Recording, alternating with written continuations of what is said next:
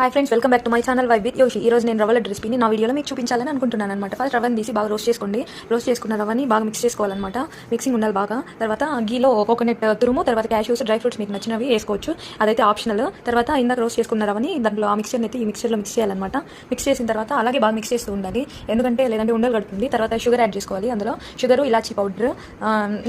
నేనైతే మా ఇంట్లో మా అత్త రవ్వ లడ్డు చేస్తూ ఉంటే నేను హెల్ప్ చేస్తున్నాను అనమాట. తనకి హెల్ప్ చేస్తూ వీడియో తీస్తూ చూపిస్తున్నాను. షుగర్ చాలేదని తను మళ్ళీ యాడ్ చేసింది అనమాట, ఇంకొక హాఫ్ కప్. నా పేజ్కి సబ్స్క్రైబ్ చేసుకోవడం మాత్రం అస్సలు మర్చిపోకండి. తర్వాత ఎవరికి నచ్చినట్టు వాళ్ళు తినచ్చు. షుగర్ ఎక్కువ వేసుకున్నా తక్కువ వేసుకున్నా అది మీ ఇష్టం, మీరు తినేదాన్ని బట్టి ఉంటుందన్నమాట. బాగా రోస్ట్ అవ్వాలి. రోస్ట్ అయిన తర్వాత ఆ షుగర్లో కరిగే కొద్దికి అందులో ఉండే వెట్నెస్ వచ్చి రవ్వకు పట్టి ఇలా అవుతుందన్నమాట మిక్స్చర్. సో బాగా మిక్స్ చేసుకుంటూ ఉండాలి. తర్వాత రవ్వ బాల్స్ చేసుకోవాలన్నమాట. Hygiene is important. మేమైతే అందరూ హ్యాండ్ వాష్ చేసుకుని రవ్వ బాల్స్ చేస్తున్నాం. మీరు కూడా అలాగే చేయండి. బాయిల్ అయిన వాటర్ అన్నా, మిల్క్ అన్నా, తర్వాత లేకపోతే ఆయిల్ ఏదైనా యూస్ చేసి రవ్వ బాల్స్ చేసుకోవచ్చు అనమాట. టేస్టీ రవ్వ లడ్డు రెడీ.